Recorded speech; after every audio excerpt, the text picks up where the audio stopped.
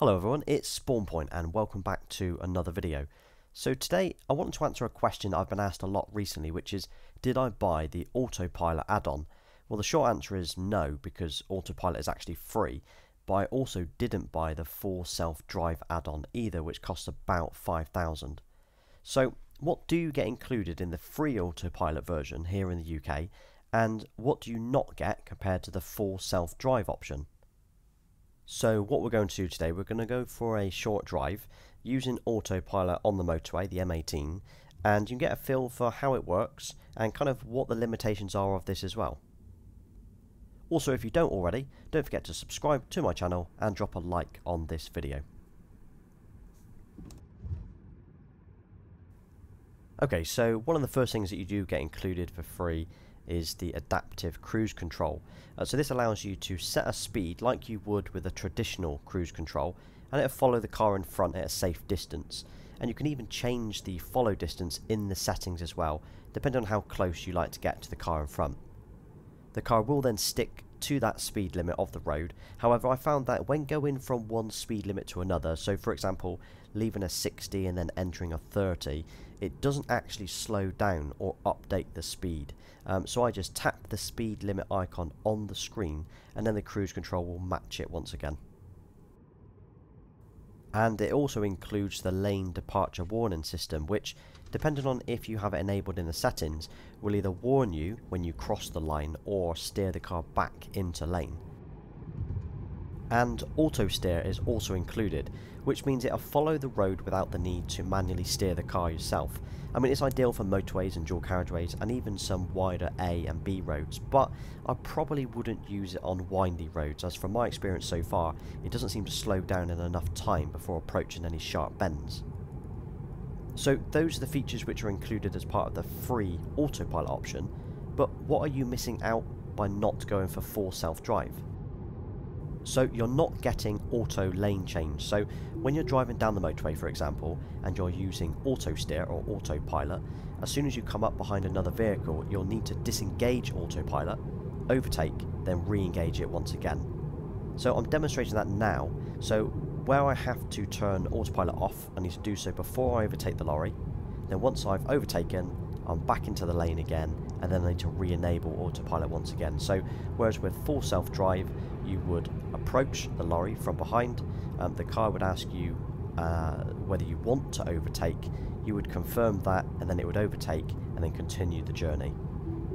Auto lane change in the UK is limited though, even with full self-drive, as you do need to confirm every lane change manually.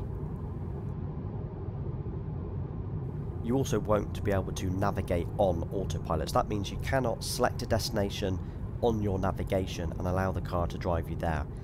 I'll just add, although this is an awesome feature, it isn't yet fully supported in the UK, even with full self-drive, due to EU laws. And auto park as well, so this isn't included unfortunately in the free option, so you won't be able to park the car or allow the car to park itself.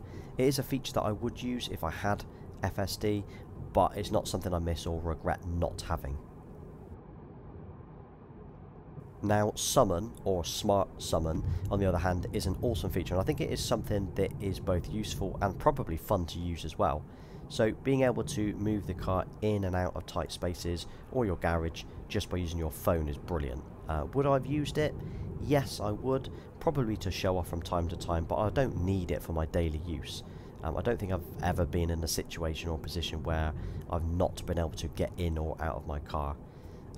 My garage is wide enough to fit a car in without needing to climb out of a window, so I wouldn't use it there, but it's definitely a cool feature that I would welcome should it ever become free. Obviously we don't get this as part of the free option, so you would need to go for the full self-drive add-on to have smart summon. So comparing what you do and don't get here in the UK, would you still buy full self-drive? Or do you already have it? Was it worth it to you? What I'm going to do now is I'm just going to let the car drive itself right now on Autopilot down the M18, and you can kind of get a feel for when I need to engage with the steering wheel, when I need to manually take over, when I need to disengage it and overtake a vehicle and then re-engage it again. So I'm just going to let this run through and you kind of get a feel for it really, what it would be like to use Autopilot here in the UK.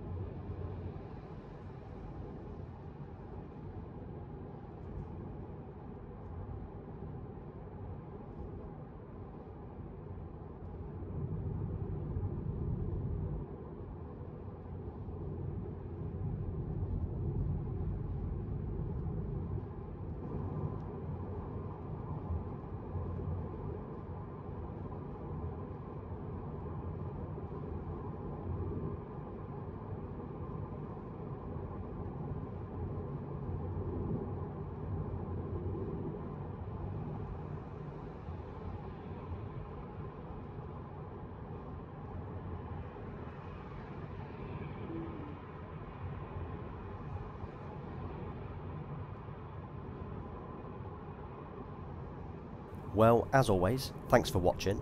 Hopefully that video was useful. If you've got any questions at all, please feel free to drop them in the comments. I do try and respond to every single question that I get.